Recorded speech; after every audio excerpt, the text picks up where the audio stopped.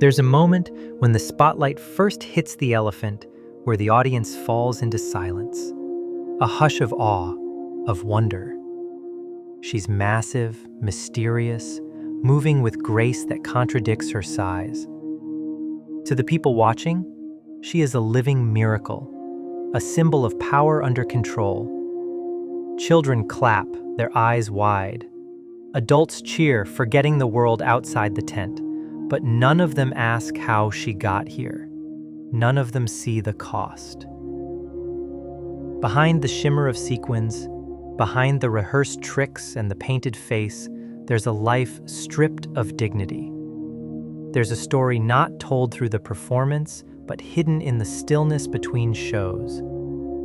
They don't see the scars beneath her eyes, the stiffness in her joints, the pain behind her obedience.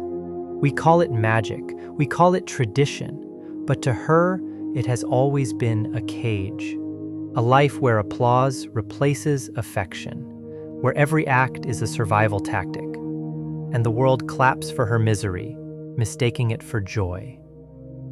Not all elephants are born into freedom. Some open their eyes for the first time surrounded not by open skies and rustling trees, but by concrete, iron bars, and silence. Their first breath tastes of dust, not grass. Their first step echoes against cold floors. If she was wild-born, her memories begin with terror, family running, gunshots cracking the sky, the chaos of humans invading sacred ground. If she was born in captivity, she never even knew what she missed. But either way, the chains arrive quickly. Her bond with her mother, which should have lasted years, is severed far too soon. And then the training begins, a brutal ritual designed not to teach, but to dominate. Bullhooks bite into her skin when she disobeys. Her cries are ignored.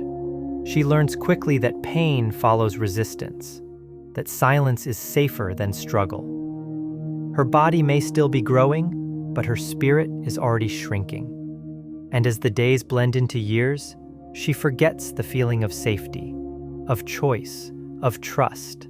She learns to submit, not because she understands, but because she's been taught that survival depends on obedience. When the tent fills and the music begins, she becomes the centerpiece of a carefully crafted illusion. The lights cast her in gold. Her costume sparkles.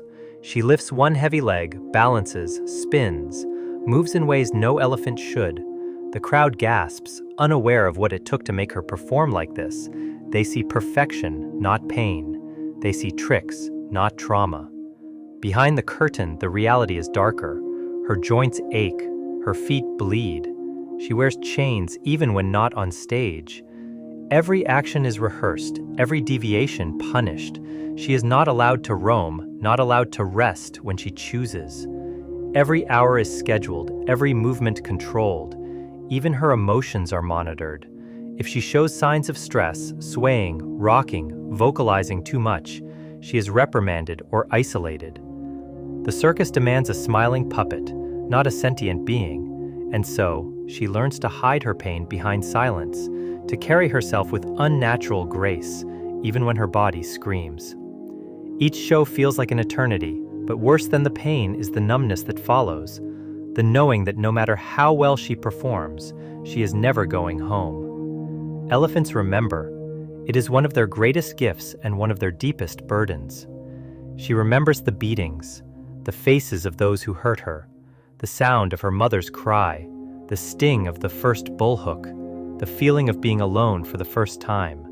Her memories do not fade with time, they sharpen. They haunt her in dreams and linger in every quiet moment. She remembers the smell of the arena, the lights, the coldness of the chain on her ankle. She remembers the time she fought back and what it cost her. Every scar tells a story. Every hesitation is born from experience. And what she wants most, she cannot name. To feel safe, to trust without fear, to live without anticipating punishment. But memory, for an elephant, is long and exacting. It doesn't let her forget the cruelty, or the rare moments of kindness that felt like betrayal when they were taken away. She carries her past in every step, every breath, and it weighs more than her own massive frame. When she is finally removed from the circus, it is called a rescue. The media praises the act. Photos show her walking off a truck, chain-free at last. But what they don't show is her confusion, her fear, the way she stands still for hours, unsure what to do without orders. Freedom isn't a switch, it's a process, and for her, it's terrifying. Some sanctuaries offer space but little healing. She is isolated, still watched, still in routines she doesn't understand. She doesn't trust the food, she flinches at touch. Her body may be safe, but her mind is still caged. Years of abuse don't fade with a headline. She needs time, patience, silence. She needs to unlearn fear, to rediscover curiosity. But for now, she stands at the edge of a field she doesn't know how to enter, caught between captivity and freedom, too wounded to move forward, too used to pain to feel relief. And yet, slowly, something begins to shift. Perhaps it's the grass beneath her feet, soft, strange, unfamiliar. Perhaps it's the sky, wide and unjudging. Perhaps it's the distant call of another elephant, a voice that doesn't command but invites. She takes a step, then another. The earth supports her weight. No pavement, no punishment, just soil, trees, wind. She drinks from a pond and the water is cool and still. She rolls in dust and no one yells. She explores and no one pulls her back. And then she meets another like her, old, scarred, quiet. They circle each other. There's no performance here, no tricks, just breath, just presence. A soft rumble begins in her chest, instinctive, ancient, the sound of recognition. And as the sun rises, she doesn't feel joy yet or peace, but she feels possibility. That maybe, after everything, she still has time, not to forget, but to heal, not to erase her past, but to build a future not shaped by fear. We watched her suffer for decades, and we called it entertainment. We clapped as her chains rattled. We smiled as she bowed, not knowing or perhaps not wanting to know that behind every trick was a broken spirit. We took everything from her, her childhood, her family, her wild instincts, her freedom. And in return, we gave her sequins, a spotlight, a cage. But applause is not love, and clapping is not care. Now, as she enters the final, fragile chapter of her life, we are faced with a question that can't be answered with likes or headlines. What does it mean to make amends? We cannot give her back the open plains. We cannot give her back her mother's voice or the feeling of safety she lost so young. But we can give her peace. We can give her long afternoons in the shade, mud beneath her feet, the scent of real earth and sky. We can let her form bonds again with others like her who know what it means to survive.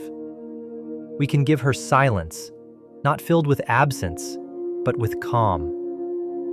And we can look honestly at what we've done. We can speak out, not just for her, but for the ones still performing, still swaying in cages, still waiting for someone to care enough to stop clapping. Freedom is not the end of the story. It's the beginning of a healing that may take the rest of her life. We owe her more than release. We owe her dignity. We owe her truth. We owe her a world where elephants are no longer taught to smile through pain. Let this be the last time. Let her suffering not be in vain. Let it mark the end of an era and the beginning of a kinder one.